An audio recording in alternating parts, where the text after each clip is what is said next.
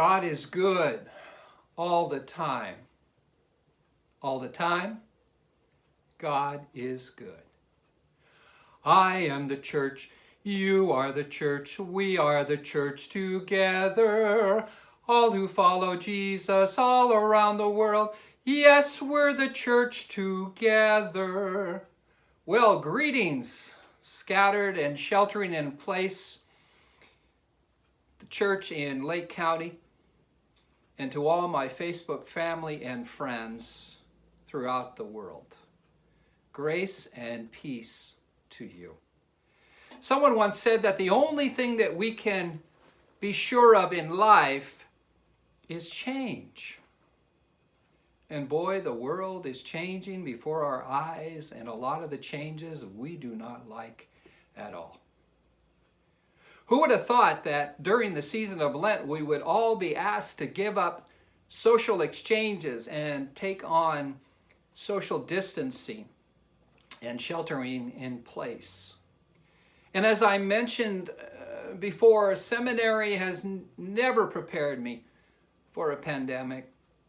In my 37 years of ministry, I'm challenged to communicate in new ways, and since we can't worship together, this will have to suffice for a time. There are many today who cannot shelter in place, however, because they're part of a group of people who are a part of the essential services. And as I was praying for all those essential people who are still on the job, I realized that they are the true lights of the world. You know, one of the first actions of God was the creation of light, and when God finished creating light, God declared it was good. Fast forward many years later to the time of Jesus, when he walked on this earth, and he was that light who came down and lived among the people. And darkness cannot overcome that light, even though we're in for some uncertain times. Jesus also declared that I am the light of the world, and whoever follows me will never walk in darkness, but will have the light of life. And so as followers of Jesus today, we are the light of the world as well. But how can we be the light of the world in these changing and uncertain times? Before I suggest some things, I want to go back to those essential people who cannot shelter in place today, the medical personnel who are on the front lines aiding the sick, the researchers who are working around the clock seeking a cure for the virus, those first responders who do not run away from danger but run toward it, the truck drivers and the delivery people, the grocery clerks keeping the store stocked, and the pharmacy workers making sure that we have our medications, the utility workers, and the many others that cannot shelter in place. They need our prayers today as well as our patience.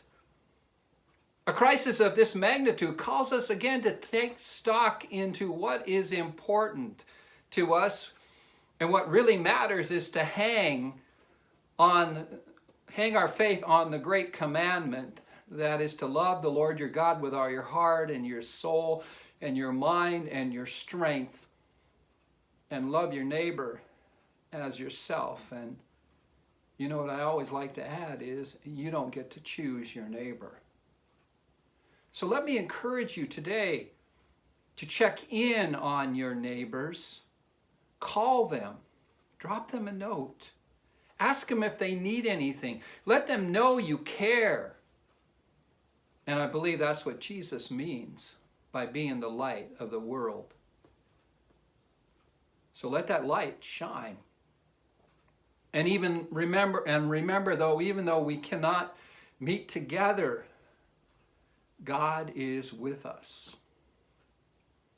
Because God is faithful. I'd like to close with a couple of songs. The first one was written by Edith McNeil. The steadfast love of the Lord, it never ceases. His mercies never come to an end.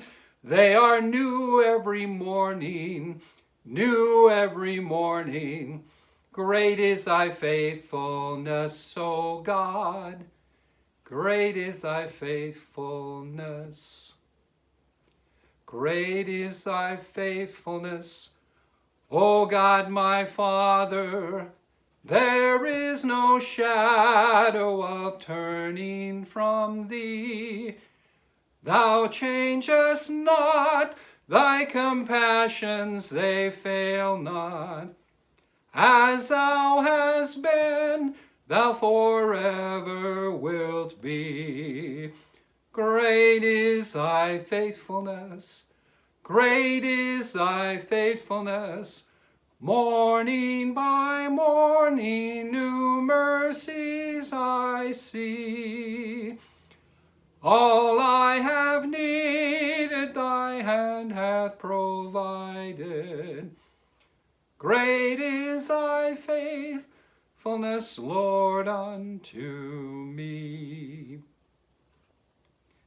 Remember, God is always faithful in the summer, the winter, and the springtime and the harvest. God is even faithful in the midst of this anxiety and uncertainty. Let's put our trust in God. Be safe and well. And may God cause his face to shine upon you now and forevermore. Amen.